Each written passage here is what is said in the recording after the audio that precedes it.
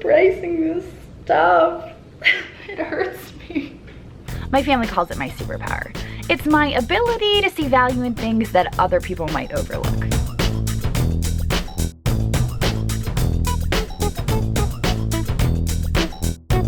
Sometimes I go picking with my boyfriend, sometimes it's my best friend Sue, and sometimes it's my kids. But at the end of the day, it's all about having fun and hopefully just maybe making a profit. Okay, out on the table here I have everything that we purchased in our most recent shopping video, which I posted over on the Real Look Recover Us channel. I'll put a link to that down in the description. We recently took a trip out to New England, and while we were there metal detecting for a rally, it was a lot of fun, we decided to go out and visit some Savers. Now, Savers is a thrift store chain similar to Goodwill or possibly Salvation Army. Last year, we went to Savers and we had amazing luck. We were there and we found some vintage ski-doo glasses. We paid maybe $2 a piece and we were able to flip those, a set of 4, for $140. It was amazing. So this year we took a trip back there for this metal detecting event, and we had our hearts set on going to Savers and searching for treasures, and we were hoping to have good luck again. Unfortunately, it was just the opposite. We did not have very good luck. I mean, we did have some luck. Obviously, I've got stuff out on the table, but we were wildly disappointed in the experience. I'm not very impressed with Savers after this most recent experience. Mostly we found that their prices were just incredibly inflated, past the point of, you know, going to an antique shop even. We came across all this milk glass that, and you guys, I don't hate milk glass, okay? Let me just preface this by saying I don't hate milk glass. I like milk glass. I don't like milk glass for resale because there's not a whole lot of value in it for resale. I like it, I think it's pretty, but when I come across it and I factor in the hassle of shipping something so fragile, it's not worth it to me, okay? So that being said, I'll get back to my story. Or you can just go watch the video, but I'll talk a little bit about it before you go watch the video. We came across all these candlesticks, and there was this little hobnail milk glass candlestick, and it was marked for $15, okay? Just this little itty bitty thing. There wasn't a friend, it was just a single, and $15 they wanted for it. Okay, so a pair of these little hobnail candlesticks sells for $8. You know, like at the most, at the absolute most, they sell for as little as $4 for the pair. So you factor that in and you think, okay, so a single could sell for as little as $2 if you watch eBay and you wait around and you get the best price for it. But they wanted $15 for a single little hobnail milk glass candlestick. How can you rationalize a thrift store, Salvation Army, a Goodwill, charging those prices? I just could not wrap my brain around it. I just couldn't do it. But that wasn't even the worst of it. You should have seen some of the other prices. It was like walking, I forgot I was in a thrift shop. I'm like, oh, look at these antique store prices. And I have better luck picking at antique shops than at this Savers. It was that ridiculous. I don't know who's pricing their stuff, but I don't know where they were getting their prices. All of that being said, you should go watch the video. It was pretty entertaining, especially if you know your antiques and you can giggle along with me. Okay, that being said, all right, let's get along to the stuff that I did wind up finding, which is not very much at all, but I did get a couple goodies that I still pay too much for. Just throwing that out there. At the thrift stores here in my area, I would not have paid this much for this stuff. Okay, this incredibly inflated prices. And I don't know if it's because the cost of living in Rhode Island is more inflated than the cost of living in Podunk, Pennsylvania, but paid way too much for this stuff. I'm still gonna make a profit, but it hurt me inside to pay as much as I did. Okay, let's start with this compote over here. This is Italian art glass. I'm going to attribute it to Empoli. I almost believe that that is true. I'm pretty darn sure. Because of the green, it makes me believe that it is Empoli. It has this barley twist stem, and it needs to be cleaned really, really bad. It's pretty grubby. Now, paid $5 for this.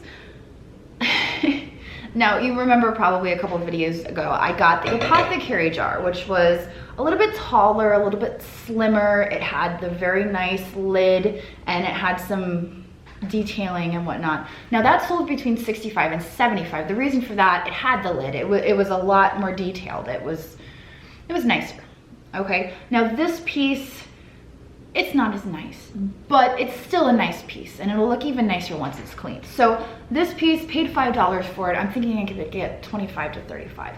Now I do charge my buyers shipping for my pieces. You guys are constantly asking me that. I think you were under the impression that when I say it's worth 25 to 30, I was including shipping in that, but I don't. I calculate shipping. So I go, okay, so this is gonna be like 4 pounds with the box and all the packing materials. And I'm gonna say it's gonna ship in a box that's probably 12 by 12 by 14. And then I calculate it out. And if you've bought from me before, you know that usually when it's over, I will refund the difference. So that's usually how I do my shipping, but I'm pretty darn good at calculating. So that's how I calculate out my shipping. We'll talk more about shipping at a later date. So this wasn't a bad purchase. I'm surprised it wasn't priced higher, honestly, like the milk glass. I don't know what they were thinking when they priced it at $5. I mean, come on guys, drop the ball. Okay, moving right along. All right, these right here, I really liked these. And I felt so stupid having filmed this, and I still left it in my video so you guys can make fun of me. I didn't understand the whole concept of savers and this like chicken scratch on the bottom that says ×4.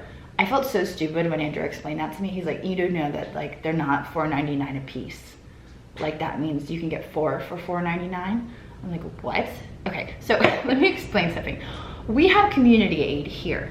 A lot of you are local who watch my videos. You know that we have community aid. And what community aid does, which is so nice, is if it's like a bulk lot of stuff, they put it in a nice little box and they tape it all together and they put a price on it. And that's how they do it. And it's wonderful, right? Okay, so not at Savers. At Savers, they put this chicken scratch on it and you have to know what you're doing when you get there. Like there's no explanation. It's just like, and then there's a price tag on every single one of them. So you see $4.99, $4.99, $4.99 on all of them. And then there's this chicken scratch, like ×4 on all of them. And it's just like, what does that mean? I felt so stupid when Andrew told me. I was like, what? What do you mean that means I can get 4 of them? And of course, by the time he told me that, and I went back to get them, 4 of them were already gone, because there was originally 8, and I would have grabbed all of them, but I thought they were just so darling for like Easter or St. Patrick's Day, because there's these little green cups. I don't know.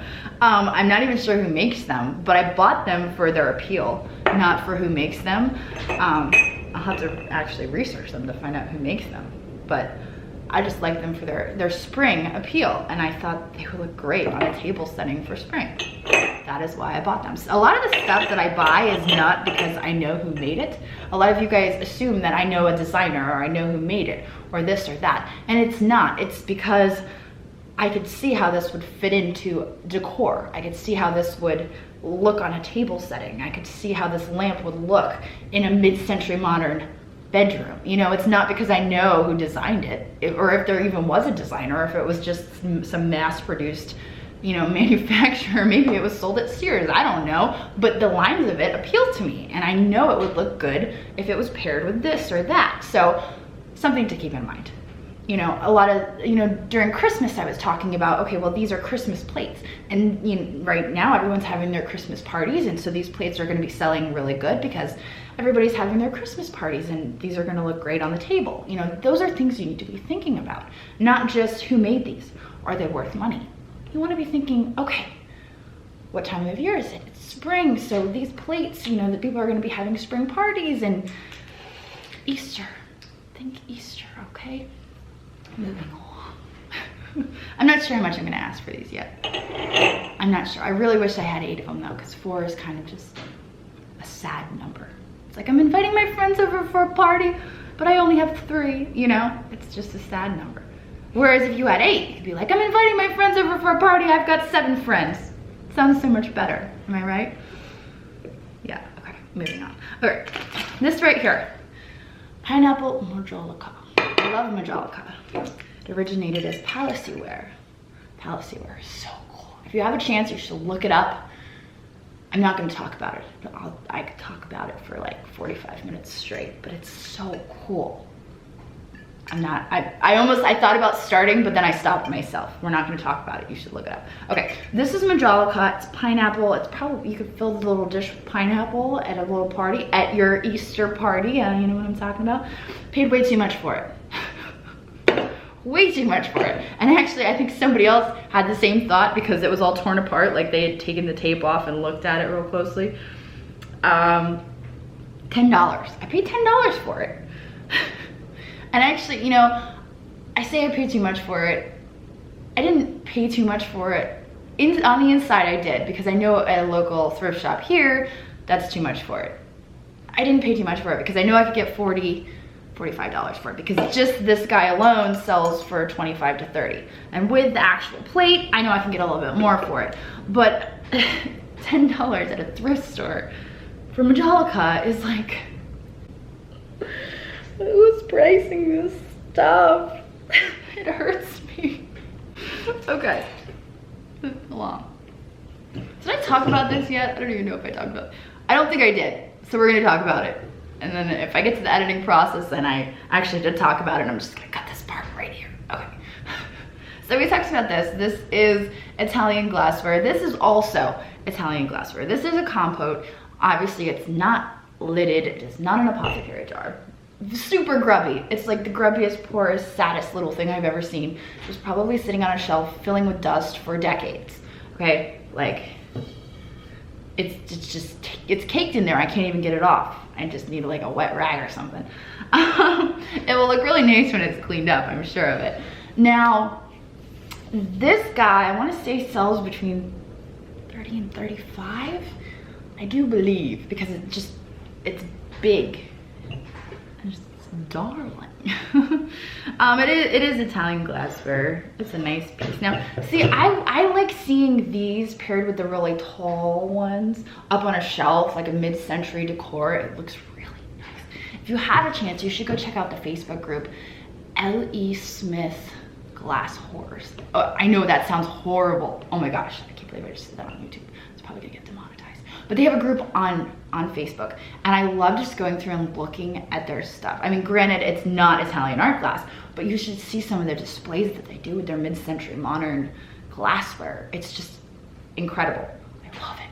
I love it. It makes me want to do it, but I just don't, I can't, because I don't have that much. I sell it all, unfortunately, so maybe I should just start hoarding it, among other things. Anyway, moving on. Okay, so I did want to talk. You guys are constantly asking me about shipping, and I'm just been putting off that video and putting off, because like by the time I get to shipping, it's like stuff needs to go out the door, and I don't have time to sit in front of the camera. And I feel like that would be a really boring video if I just sat here and packed stuff. Like, isn't that boring for you guys? So I figured I'd like talk a little bit about it in this video, and then just do a separate video where I talk a lot about it. Now, here's how I do my shipping. I don't offer free shipping. I calculate all my shipping into all my listings, okay?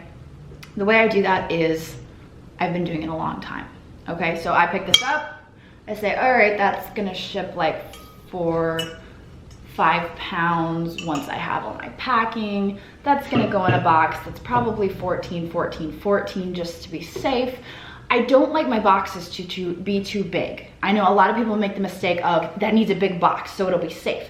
But you put it in too big a box and it gets to shaking and moving around and it's gonna break, okay? So you don't want the box to be too big. You don't want the box to be too small, because once you hand it over to the post office, it's their mission to break it.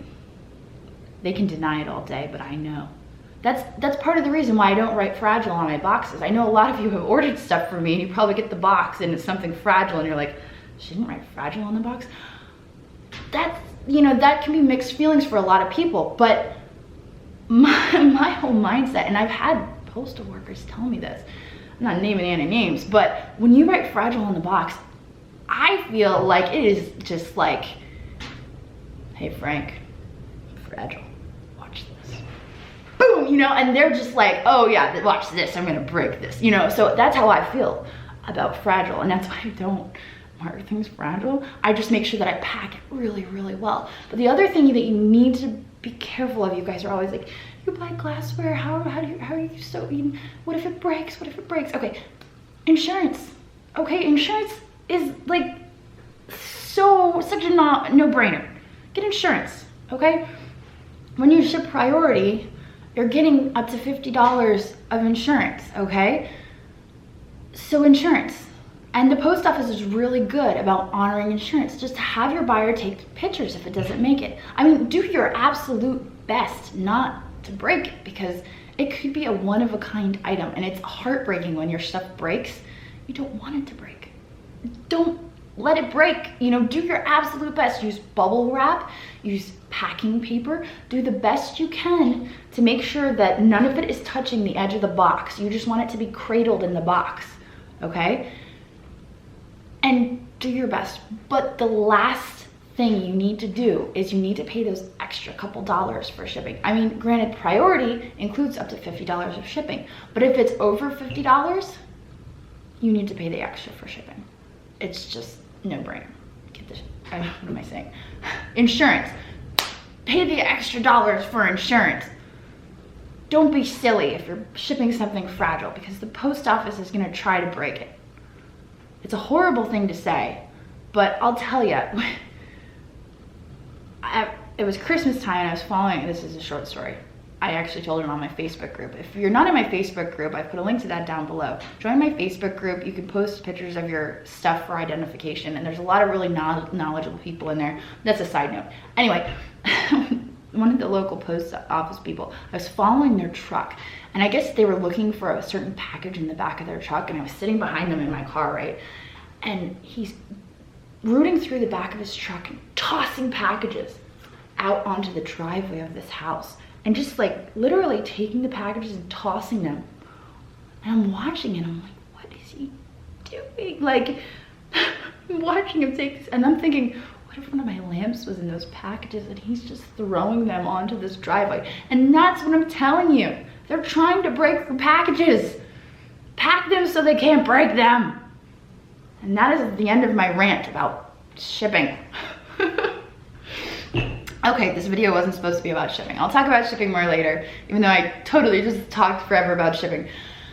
I hope you enjoyed the haul video. Don't forget, the shopping video is over on my Relic Recoverers channel. There's a link to that down below. We had a lot of fun. We made fun of a lot of prices, and it'll give you a good idea of what not to buy and what not to pay for stuff, because it was ridiculous, and I hope you enjoyed. All right, I will catch you guys next time. Later. Don't forget to like and subscribe, and if you've spotted something that you just can't live without, don't worry. I've put a link to our Etsy store down in the description.